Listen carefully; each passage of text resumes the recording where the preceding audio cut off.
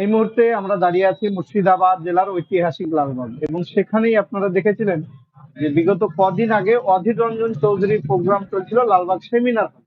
এবং সেখানে এক খুদের বক্তব্য শুনে আপনারা রীতিমতো সামাজিক মাধ্যম ফেসবুক ইউটিউবে ভাইরাল, এবং তার কাছে যাব আমরা এবং জেনে নেওয়ার চেষ্টা করব তার জীবনের মূল উদ্দেশ্য কি, বা এই ভাষণ কোথা থেকে তিনি শিখেছেন। আর্যায়ন ঘোষ, তুমি কোন ক্লাসে পড়ো?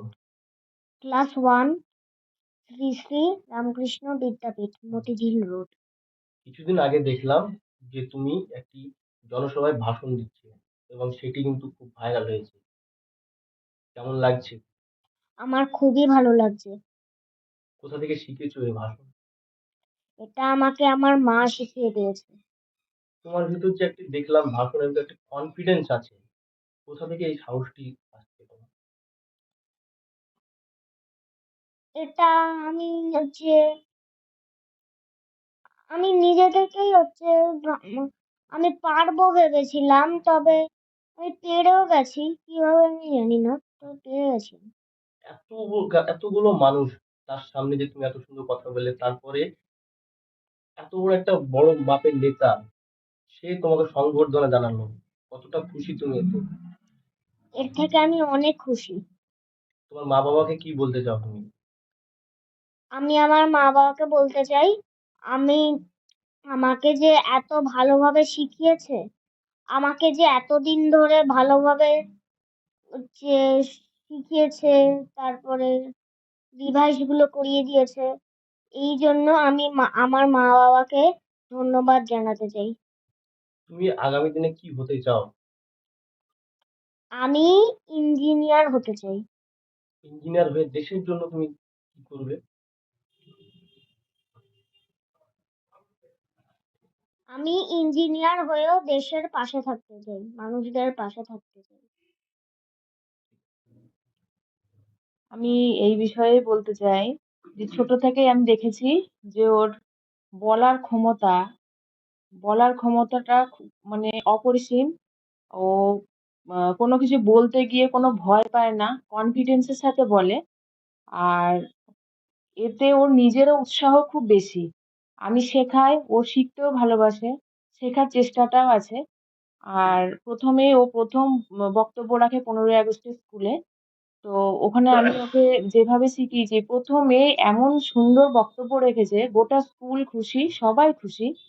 আর তারপরে আস্তে আস্তে আমি বুঝতে পারলাম যে ওকে যদি আমি এটা একটু অভ্যাস করাতে পারি, তাহলে ও আস্তে আস্তে ভালো জায়গায় পৌঁছাতে পারবে। শুধু আহ রাজনৈতিক মঞ্চ না, অন্যান্য কোনো জায়গাতেও ও যদি বক্তব্য দিতে চায়, আমি ওকে যদি অভ্যাস করাই তো ও পারবে। আর আমি মায়েদের উদ্দেশ্যে এটাই বলতে চাই, প্রত্যেক বাচ্চার ভিতরে দেখুন যে ওর ভিতরে কোন প্রতিভা লুকিয়ে আছে, সেটাকে খুঁজে বের করুন। খুঁজে বের করে বাচ্চাকে সেই দিকেই যেতে দিন। বাচ্চাকে নিজের ইচ্ছে মতন ডাক্তার করব বা ইঞ্জিনিয়ার করব এর পেছনে ছুটে না বেরিয়ে বাচ্চার ইচ্ছেটাকে গুরুত্ব দিন। আপনার বাচ্চা বললো যে আমি ভবিষ্যতে ইঞ্জিনিয়ার হব এবং মানুষের সেবা করব, কতটা এতে খুশি এবং কি বলবেন? আমি অবশ্যই খুশি। ও যেভাবে এগিয়ে যেতে চায়, আমি সবসময় ওকে সাহায্য করব এবং ওর পাশে থাকবো। ও যদি মানুষের সেবা করতে চায়, ও নিশ্চয়ই করবে। আপনার বাচ্চার নাম কি? আমার বাচ্চার নাম আর্যায়ন ঘোষ। কোন ক্লাসে পড়েন? ও ক্লাস 1-এ পড়ে। আপনার নাম? আমার নাম মল্লিকা ঘোষ। দেখুন, ভালো তো অবশ্যই লাগছে।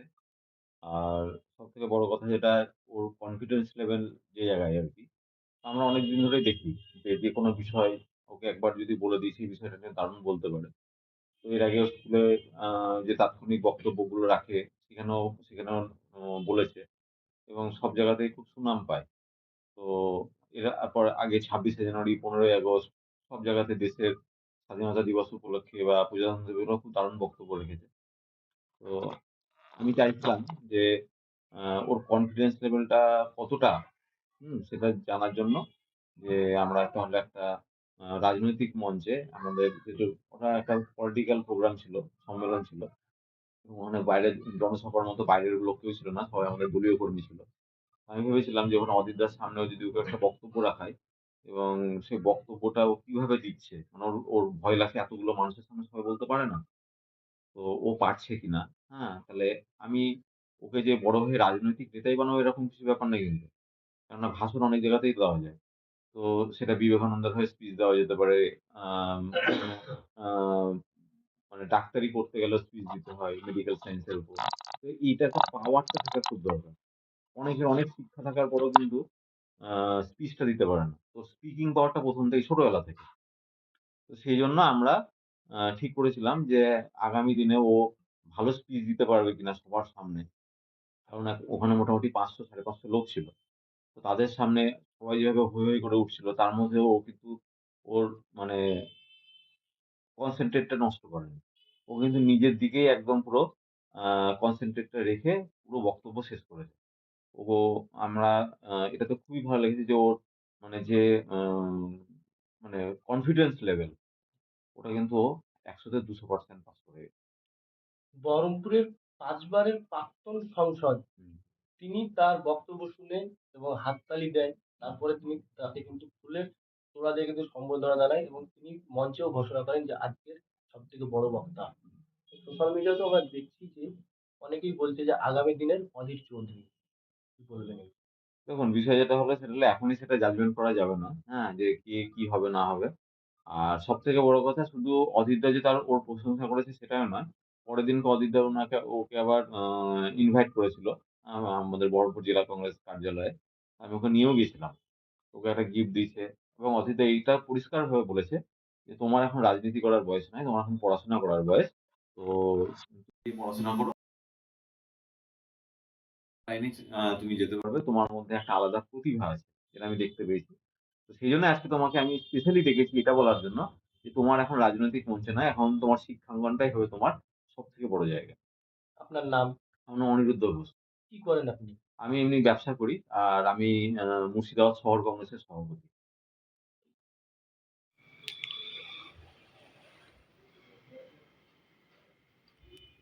ছবি নিল।